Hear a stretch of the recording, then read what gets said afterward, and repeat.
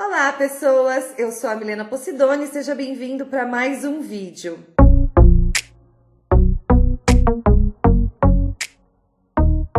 No vídeo de hoje nós vamos falar sobre o transtorno bipolar. Esse transtorno atinge 4% da população, o que representa 6 milhões de pessoas. Os primeiros sintomas do transtorno bipolar costumam aparecer na adolescência, mas é um transtorno que demora bastante tempo para você conseguir fechar um diagnóstico. Por que isso acontece? Porque os sintomas, primeiro que eles são muito sutis, talvez ali no começo do aparecimento do transtorno, e a alternância entre o polo deprimido ou depressivo e o polo maníaco pode dar uma sensação errada para quem convive com esse transtorno, né?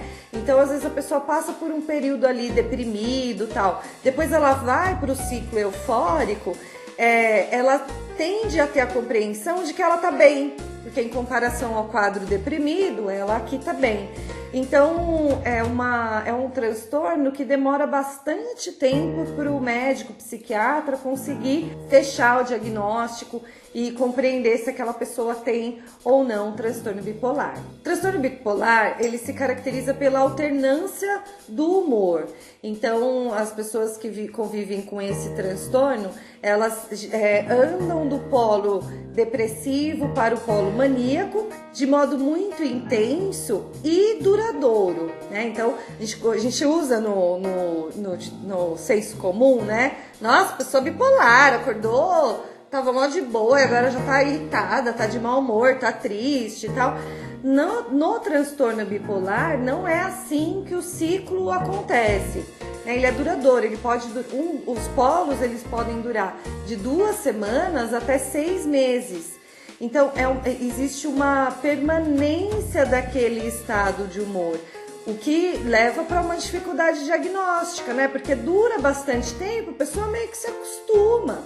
Existem tipos diferentes dentro da bipolaridade, eu não vou entrar aqui nos detalhes, mas os tipos de ciclo, a intensidade do ciclo faz a pessoa ser enquadrada no tipo 1, no tipo 2, mas eles variam de acordo com a intensidade e o período que se apresentam. Esse é um dos transtornos que tem maior evidência de componente genético em relação aos outros transtornos. Ah, a Milena está dizendo que os outros transtornos não têm componente genético. Não. Todos os transtornos têm a possibilidade de componente genético. Só que a bipolaridade é o que tem maior evidência. Então, vai o alerta, né? Se você tem alguém na sua família que sofre de transtorno bipolar, parente de 1º ou 2º grau, é importante que você preste atenção, que você fique atento, porque existe uma incidência muito grande, uma possibilidade muito grande de você ter os componentes genéticos para esse transtorno. Você ter o componente genético determina que você terá em algum momento o transtorno bipolar? Não. A gente pode comparar aqui, por exemplo, com a diabetes. Às vezes a gente tem o componente genético, mas se a gente tem uma vida mais regrada, a gente faz atividade física, a gente toma cuidado com a alimentação que a gente ingere, a gente pode ou não desenvolver a diabetes, ou desenvolver só lá na frente, uma diabetes senil, alguma coisa desse tipo. Então, com o transtorno bipolar, é parecido. Você tem um componente genético e algumas situações ambientais, contingenciais, situacionais, podem fazer você ter um primeiro episódio. Então, você vai ter necessariamente? Não. Mas você pode tomar alguns cuidados, você pode trabalhar de forma preventiva. Alguns fatores que podem desencadear esse primeiro episódio do transtorno bipolar são estresse, abuso de substâncias, uma vida muito desregrada, abuso de como que eu posso dizer?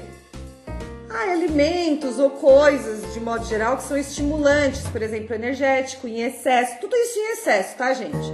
Café, cigarro, são estimulantes que podem fazer você ficar mais propenso a uma primeira crise, um primeiro episódio de transtorno bipolar. Privação de sono é um elemento importante também, né? Pessoas que têm essa predisposição genética, elas precisam ter um pouco de cuidado com o seu sono, com a sua rotina de sono, porque está provado que a privação do sono ela pode desencadear episódios de bipolaridade. É bom a gente entender um pouquinho o que é afeto e o que é humor.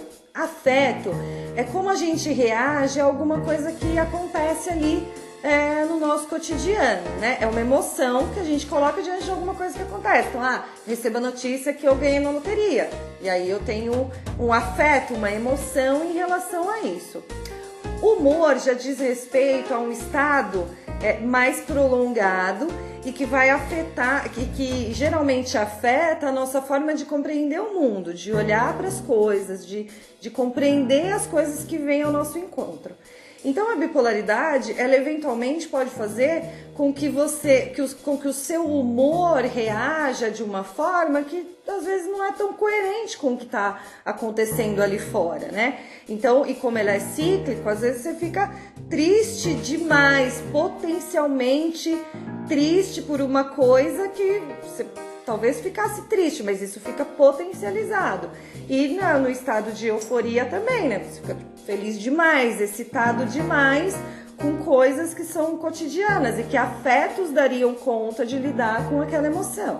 Os sintomas do transtorno bipolar, eles são os sintomas da depressão clássica, né, que eu falei no outro vídeo, mas vou dar uma pincelada aqui de novo, que é um estado de tristeza muito intensa, muito constante, perda de sentido na vida e nas coisas, falta de vontade de fazer as coisas, né, perda de interesse pelas atividades ali do seu cotidiano, distúrbios do sono, que pode ser insônia ou dormir demais, distúrbios do apetite, são todos falta de energia, assim, falta de tônus, né, não conseguir fazer as coisas, são todos os sintomas clássicos da depressão. E no quadro de euforia, os sintomas eles são aceleração do pensamento, excitação. A pessoa geralmente ela fica muito agitada e ela tem muitas atividades e ela acha que ela vai dar conta de tudo, né? Ela tem uma energia. Geralmente no quadro de euforia essa pessoa ela fala muito, ela escuta pouco, mas ela fala bastante, muda de ideia ali dentro de um mesmo raciocínio, ela vai mudando de assunto, né? Uma pessoa que para quem convive em algum momento ela dá essa sensação assim de ser uma pessoa exaustiva, porque ela tá sempre muito agitada. Diferente de uma agitação cotidiana, a gente às vezes tá mais agitado, mais eufórico, mais excitado. A questão é que no transtorno bipolar esse estado de euforia ele permanece por muito tempo. Então passa um dia, 2 dias, 3 dias, 4 dias e a pessoa tá assim eufórica com absolutamente tudo que acontece no entorno dela. É comum que isso leve a algumas situações de irritabilidade, né? Porque imagina, a pessoa tá ali, a flor da pele, né? Muito eufórica. Então, eventualmente, essa pessoa ela vai ficar irritada, ela vai ser mais ríspida. Eles costumam ter autoestima elevada, uma hipervalorização de si mesmo, assim, até no sentido de, hoje eu vou fazer faxina em casa até 11 horas, eu consigo limpar tudo nessa casa, imagina, né? Porque eles ficam tomados por uma energia que eles têm essa impressão que eles conseguem fazer tudo, que eles conseguem dar conta de tudo, então tem bastante essa hipervalorização, costumam ser bastante expansivos no quadro de euforia, né? Ter fuga de ideia, no sentido de começa a falar uma coisa, daí vai, de repente já falou 5 assuntos numa mesma conversa.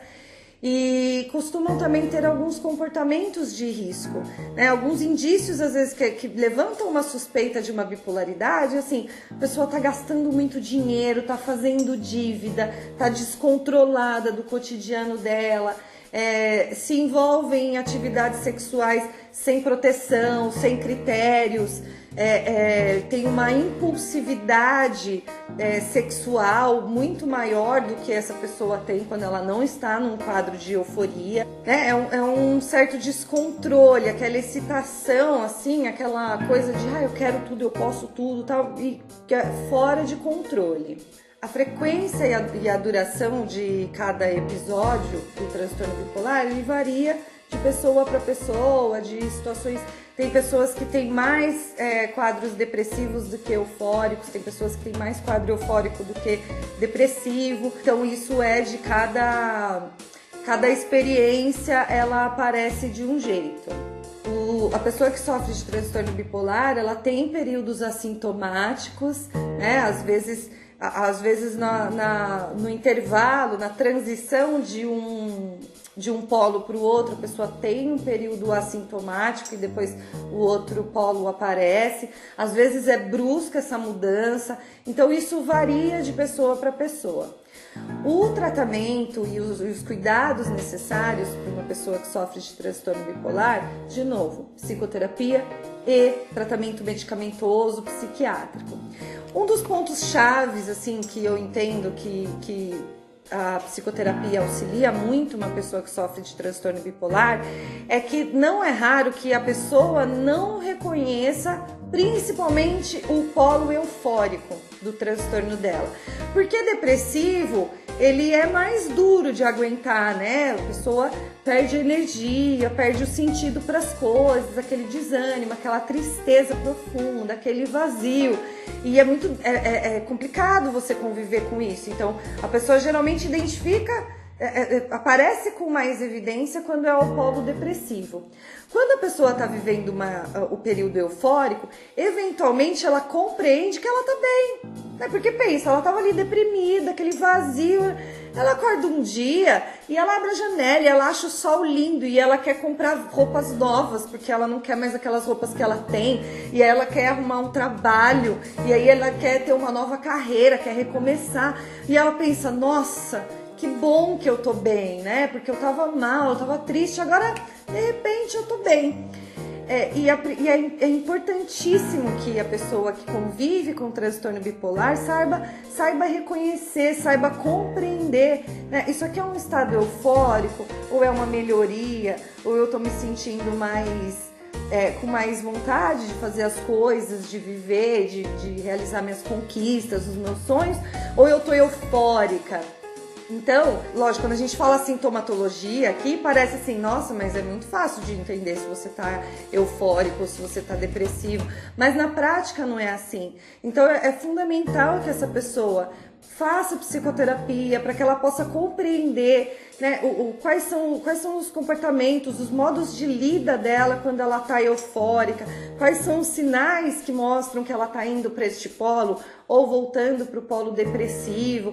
Porque a compreensão de como o transtorno acontece no teu cotidiano, na tua realidade, é super importante para que você possa ter um controle, que você possa enxergar isso com mais clareza, né?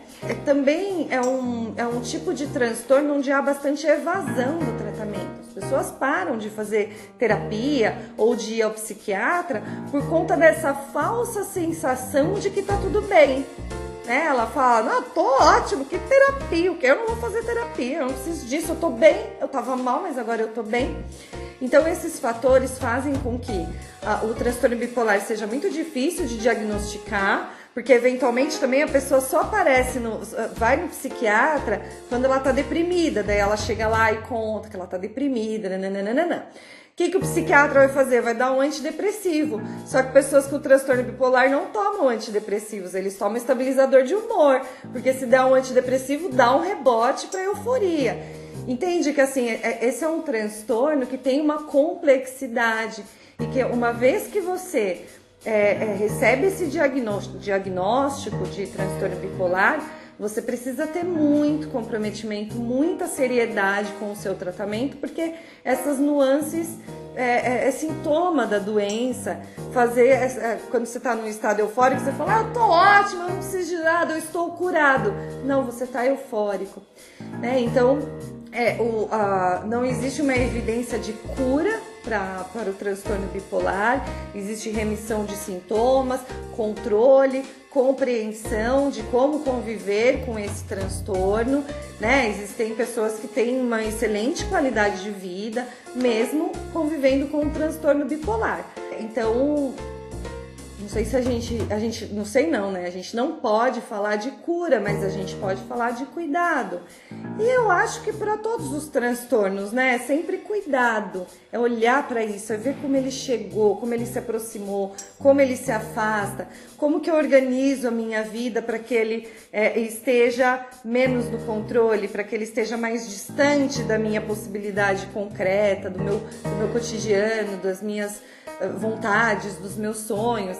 Então, a psicoterapia, e o tratamento psiquiátrico, tomar cuidado com alguns hábitos, né? Fazer uma mudança de rotina. Pessoas com transtorno bipolar não podem usar drogas, não podem fazer abuso de álcool, de cigarro, de café, né? Uma coisa tão, nossa, não pode tomar café? Pode, mas você não pode abusar, porque esses estimulantes, eles vão dar um rebote lá no teu cérebro e aí você vai oscilar mais nos episódios do transtorno.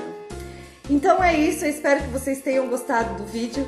Um beijo, compartilhe com as pessoas, vamos nos informar sobre os transtornos, o transtorno bipolar e entender como que a gente pode conviver com ele, tá bom? Beijos!